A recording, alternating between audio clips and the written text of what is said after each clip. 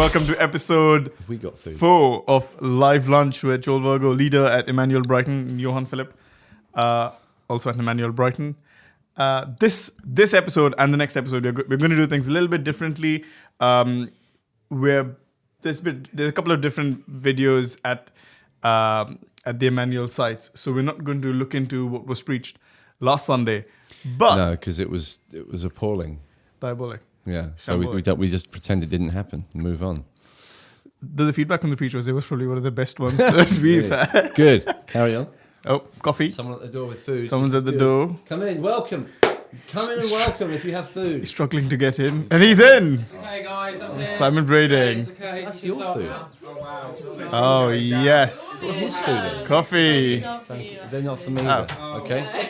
So we get coffee. You get coffee. Get coffee. Thanks very much, Fine. Josh. I can live on that for another hour. There's like 100 people in here. Yours is coming. Yeah! Okay. Dominoes. That is what we want to see. Wow. Thank you very much. Thank you. Absolutely. That's yeah. So that's for Wow. sharing, right? Because I said two Well, unless pizzas you for two people is go greedy, ahead. so there should be I don't know some why I sharing. ended up with Black Americano. Americano, and I think I feel like you choose you go between Americano and a flat white. no, I've never chosen Americano. I have never chosen an Americano for this show, and For- yet I get for given this one. show. No, yeah, I think it's appalling. I'm really quite appalled. Well, on Sunday mornings, you ask me for a Black Americano. I'll So do you overcome my do- sorrow by eating loads of this. What's this? This looks good. Do you do... wow. Wow. Is there Yes. a veggie one and a non-veggie? Thank you. Hey, do you know we've never said grace before on meals? Well, I don't know about you, Johan, but I feel like I'm saying it all the time. So unchristian-like of us Yeah. to Some not of us just live there. live in a constant place of gratitude I do. to Jesus. Yeah. Wow. Right, this is good. No, I'm not complaining about my coffee, but next time I want it to not be espresso, whoever's or Americano. You want oat milk gracious. flat white, or do you just want a regular flat white? Flat white's good. Yeah, I think the oat milk flat white is probably.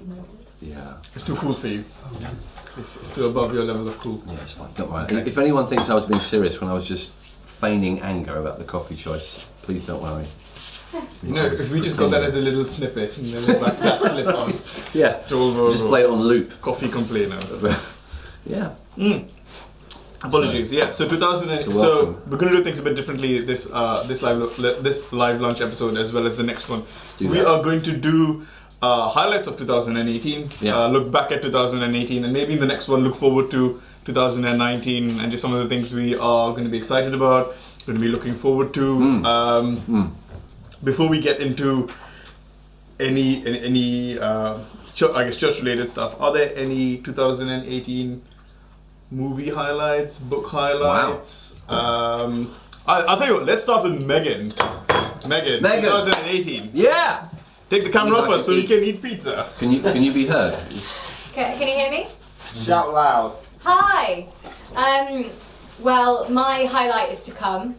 So I'm getting married in a couple of weeks. Yay! Come No, on. but it's been a pretty good year. I have released my debut EP, which has gone great. And yeah, let's move on to someone else. Well, man. Book, film, event, 2018. It's on the spot. I don't have anything. No. The sandwich. My daughter's birthday party last week. Oh, wow. Nice. Excellent. A book, Andrew Murray, on with Christ in the School of Prayer. About 31 chapters, so it's a month long, but amazing, game changer for prayer life. Hey guys. Oh wow. Okay. Someone else. Did anybody else bring out an album this year? I think this radio. That's fine. Awkward. Really encouraging. Yeah. Would it help if I do this? No. Yeah. So we could chuck in some good links to stocking fillers at the bottom of this video. So Stocking watch the fillers. space for stocking fillers of Excellent. Simon Brading. If you Yeah. would like Simon Brading on Christmas morning to be played on Who wouldn't? throughout the day. Come on. Simon Brading and Megan Laramie. Wow. That's Special. good. That's a good Christmas That right is there. a very good That's Christmas it. present. That's Christmas So and very New Year. Christmas present. There you go. Book I really enjoyed reading was It was called The Darkest Hour, Winston Churchill. I think the movie was made based on the book. I hope so. So This is the internet. People they got the idea for the film from the book. I hope so. Wow. Yeah. But it's brilliant. Just very, very good book. It's an amazing story. So someone made that all up. The fictional story of World War II. Yes. And Winston Churchill's role. The bit in the underground train was fictional, but lots of the rest of it was. But I highly recommend it. I think just the drama in the build-up towards all the big speeches that he did, which really changed the course of history. Yeah, it's phenomenal. That was a book I really enjoyed reading. Another book I really enjoyed reading is Fleming, Rutledge on the Crucifixion, recommended by Mr. Virgo himself. Just a superb book on the cross. One of my all-time favorite books is John Stott's The Cross of Christ. And it was one of the first books I read after becoming a Christian again. It's phenomenal, absolutely phenomenal. I think just the centrality of the cross to our lives, to this world, to the course of history, and just reading on it and learning is incredible. So, and I think this book, I'm only a few pages in, I'm loving it. I think it's got potential to be brilliant. Yeah. It's a very she's a wonderfully colourful writer, very enjoyable reading. She just writes with such kind of.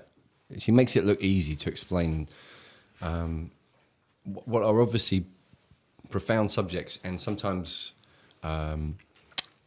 things that require concentration. But she writes in a beautiful way, and it's a very rich book. It covers a lot of levels of understanding. Goes into depth in several directions on the subject of the cross, and applies it in many ways to different parts of life, different experiences of life, issues of justice, forgiveness. How do these things fit together? It's a very good, rich book. Yeah, not the last word on the cross by any means. There are some books I would prefer on the cross for their ability to stay really faithful to the authority of Scripture, but I think there are a few that I would think are written so well. And so in such a humane and sympathetic way. Yeah. There you go. You don't need to read it. You do. You definitely do. Yeah. What about you've got a few books? Well, I was mentioning a couple of books quick. I've plugged this recently in a different context, but I'm going to plug it again. This is just this year, one or two things that I would recommend. This is a book called Think Again by someone called Jared Mellinger.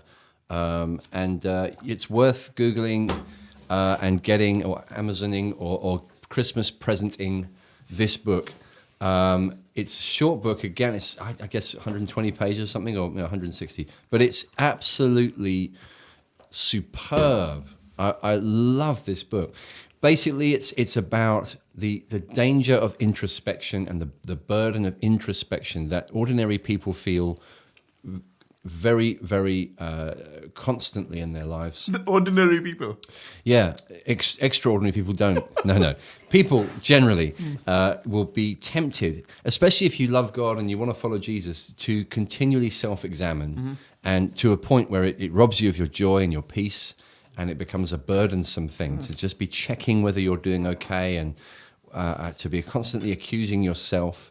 He teaches biblically and practically on how not to live that way, and what's a better way to live, and what's a better way to think, and the appropriate place for introspection. There is a biblical place for examining ourselves, but he teaches it within context and with a sense of proportion, and it's really, really well done. So, so that's what happens if you complain and moan in a whingy way. You get. Wait, what? You got a second American. I love this world that I'm in right now. This universe I'm in.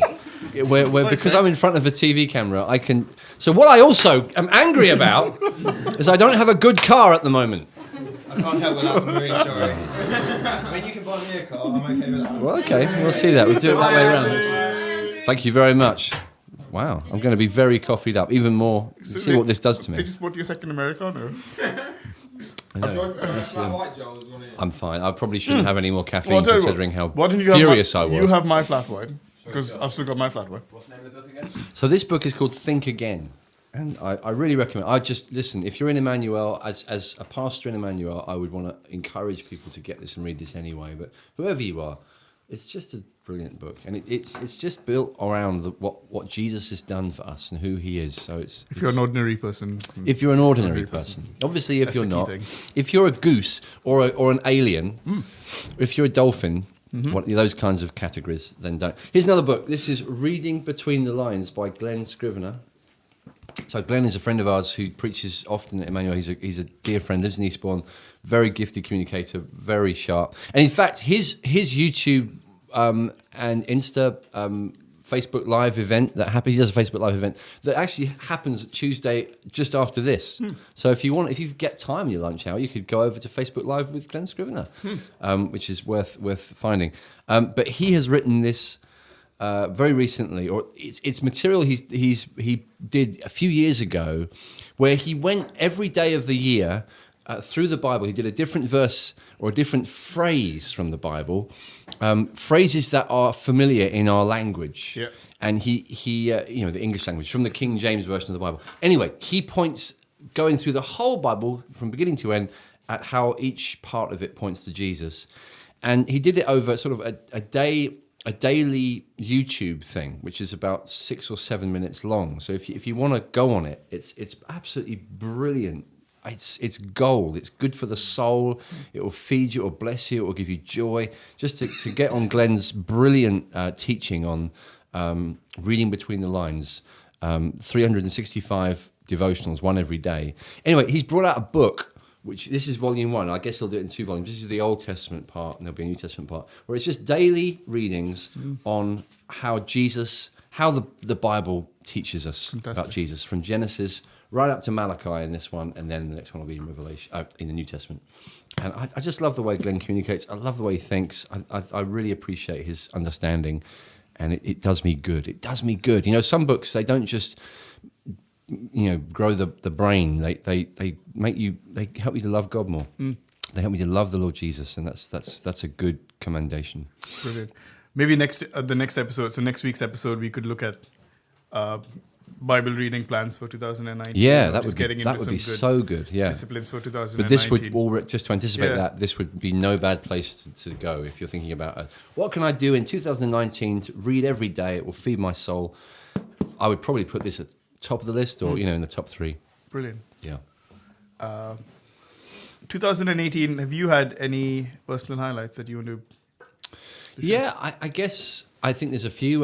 For me personally, I really appreciate the as I guess I'd say often privileges of being involved in this church and all the things that involves.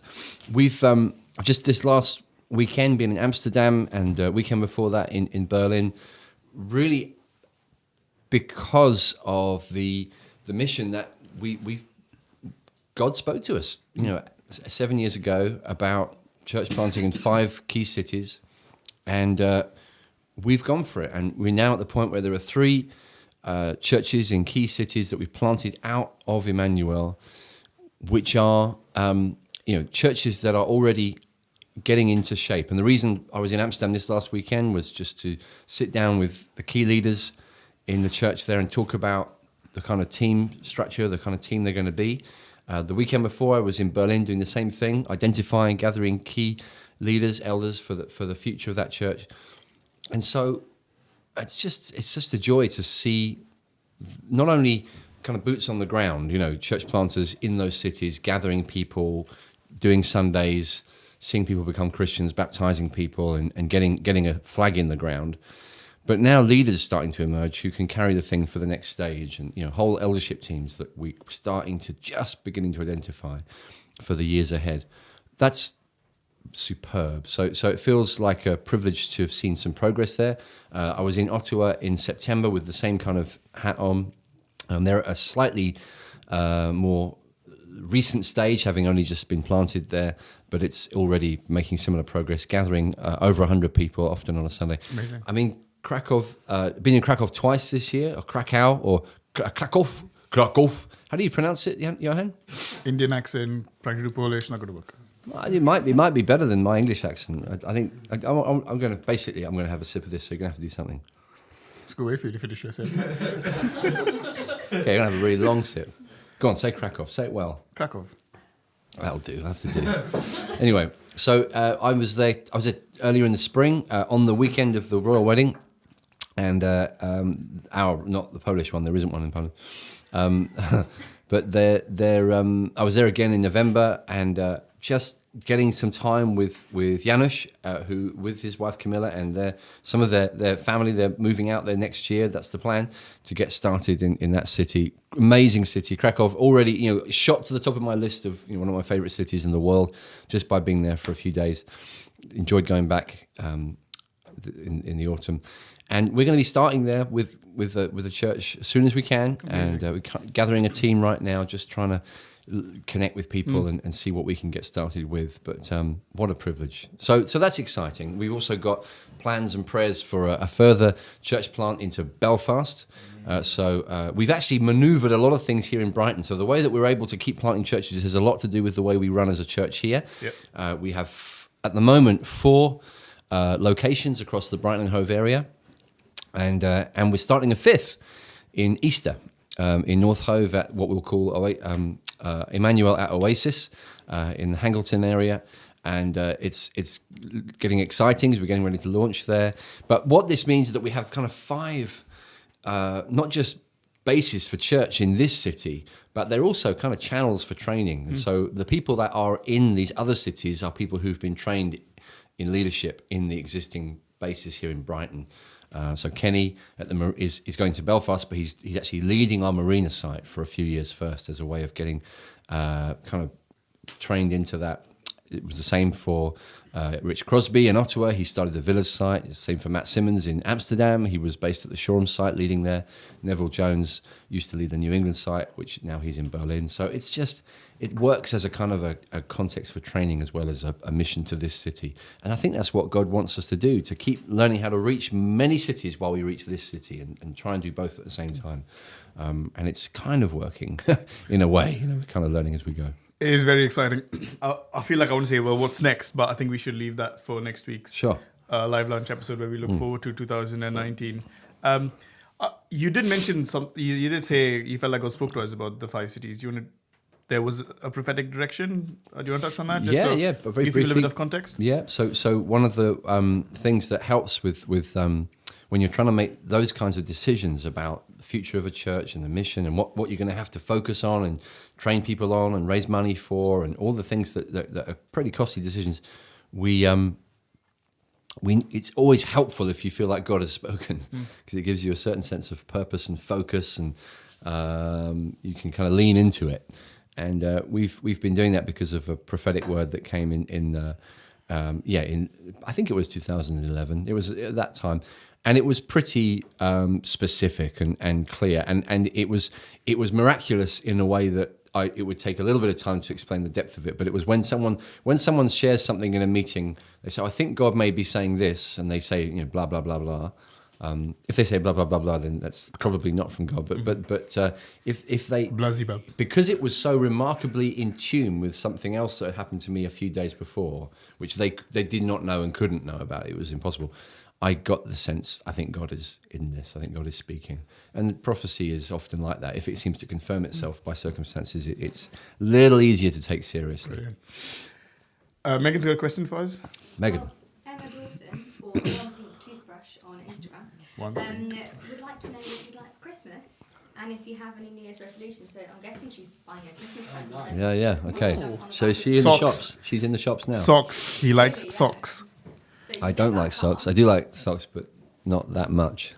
Stockings, but with things in them, with gifts in them. Not stockings for me. That wouldn't be good. A car would be excellent. Great. Yeah, if you could ask Emma a car. And she's good at getting cars. What's your dream car? Okay, my dream car. I'd probably be an Aston Martin, but just because I'm English. But yeah, so a car would be excellent. If you could do that for us, Emma. Thank you very much. Couple. Sweet. Any New Year's resolutions? No. That is for next week's episode. Everybody just wants to jump towards the future. Yeah. Rein it in. Activists. 2018. I actually don't do them usually, New Year's resolutions. I don't. We can tell. Nothing changes. No. But the right. gospel. Yeah. No, I hope things change, but tried them once or twice. Yeah. I've probably done about 3 New Year's resolutions in my life that have Really? actually taken. Probably about 3. Do you want to share any of them? Or? No. Okay. Should we just do a staring contest for the rest of the... Another big... never mind. Another big thing of 2018 was Newday. Yes. Want to share your thoughts on Newday? Yeah. Oh, How man. did it go? It was so good. Big blast. You Biggest one preached ever. just once. Was that very difficult for you? Yeah. I made up for it by preaching for about 3 hours, which is what happens. I think it was probably one of the best ones. It's hard to say, but it was such a joy. I loved doing it. Loved the team. Loved the number of young people that become Christians and the stories of extraordinary life change, and it's just a huge, big fat blast. It's just a privilege gathering with thousands, nearly 8,000 people there in Norfolk, and Jesus showing up by the power of the Holy Spirit to do wonderful things in people's lives and lay the foundations down for future lives, future families, future leaders. It's just a privilege. Loved it. And next year it's going to be wonderful too. We can't wait to see what will happen next, and there's a growing, strengthening team emerging. I look forward to seeing what will happen next summer. Yeah. I'll tell you one of my little highlights, just what I think. Just how much time have we got? We've got 8 minutes. 8 minutes. Okay, this is a nice one. So Andrew Wilson, who's a dear friend, who most of you would know, author, very gifted preacher, and smart, very smart fellow. Probably one of the brightest people I know. He wasn't preaching this year in any of the large main sessions. And I thought, I wonder if he'll be able to stay or be around for much. I think he did 1 or 2 seminars, and it's just, I mean, he's a busy guy, and he's got responsibilities at home. He's got quite, for reasons he's talked about in one of his books, quite a demanding domestic situation with children that are unwell, and it's always moving to see when people who they're carrying a lot serving in any context. But the guy has not been asked to preach, which is normally one of his, it's been one of his gigs for years. And you sacked him. Yeah, I sacked him. I thought, step up or step out. Yeah. Sorry, and he, that was it. So I benched him for a year just to teach him, and it's good. People perform better when you do that. Pogba got benched.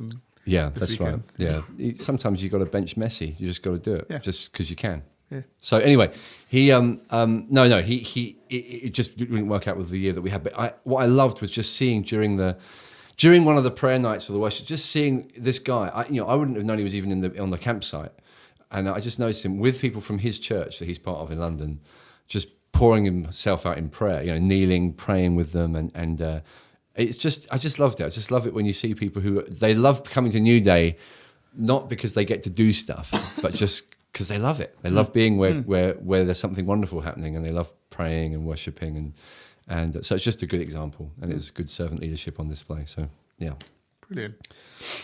I mean, standout song from Newday. Any song. Yeah, there was a song by John Newton that I really liked. How sweet the name of Jesus sounds, particularly the words. Great. Yeah. And any written by people who are alive. Yeah. Still around at the moment. Yeah. Braiding. You said braiding. Braiding. Well, I don't put words in your mouth. But that's embarrassing. Oh, gosh. Put songs in my mouth. I think there were a few other songs as well, but I think Nothing comes to mind. Nothing. No, it's very a cool. good experience. Simon's album is astonishing, and everyone should get it. There you go. I've said it. And actually, Simon Brading and the team he gathers write, in my opinion, the best songs being written in Christendom. Ooh, there you go. Were you expecting that, Simon? He just wanted like a... Yeah, there you go. Big claims. And I'm prepared to fight for anyone, to fight anyone who thinks otherwise. We'll anything exciting that you've discovered? To the waist, we'll do it. Carry on. Who do you want to go? Just anybody. Bare knuckle fight with you and just... Anyone who denies what I just said. It's a lofty challenge you thrown The out. best songs, Christian worship songs. Yeah. I don't mean the best songs because that opens it up probably to a level of unreality because I don't know all the songs. But I Yeah, know you a have lot to of know worship songs. all the songs. No. Yeah. Have you So discovered? I've been offered a fighter, a champion has stepped forth. Yeah, and I will feed him to the birds of the air. David has arrived. Oh, sorry. Yeah. Have you discovered something in 2018? You're like, I should tell you about that. Have I discovered like fire or something? No, not like fire. Like a good restaurant or a good coffee shop. Yes. Or a good Oh experience. man, or yes. just Amsterdam last something. week. The salsa shop. The salsa shop. Doesn't sound promising, does it? It's a bit of a bland name. The But- salsa shop. Yeah. So when they show up in Brighton, I mean, I'm not being rude about the food we've got here. Domino's, bless you, but the salsa shop when they're here, come on, because that was astonishing. They just do. It's like fast food, but it's like Mexican fast food, but really good. Yeah. I mean, just you guys, if you're out there, if you're watching, The salsa shop. salsa shop, amen. And I would recommend. Have I done books, done albums? I don't think you've done an album. You've done books. What's some good albums from this year? Movies. I don't go to the cinema enough, sadly. I took my kids to see something, and I saw the Churchill film, Darkstown, which is good. The irony is that your beautiful face is shown at the cinema every Sunday morning. At one of us. So One I go to cinema. the cinema Yeah. every Sunday morning, and I say you on the big screen. Yeah. Sometimes you do get popcorn. So plug to the Marina site. Amen. Popcorn and Joel Virgo. Got to be something. Yeah. That's good.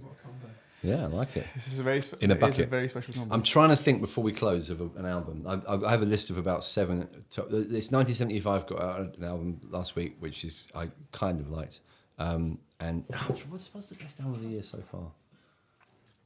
Best album of the year. I'm trying to just do a quick Spotify check. I can't. It would be a really obscure one probably. So I'm going to get it wrong if I try and name one. I'll just name the wrong one. But Next week. There you go. We'll talk next week. Best albums of the year. Albums that you could look forward to in 2019. There That you could go. be another There you interesting go. question. That's Who's it. dropping a new album 2019? I think Megan could help us out with that.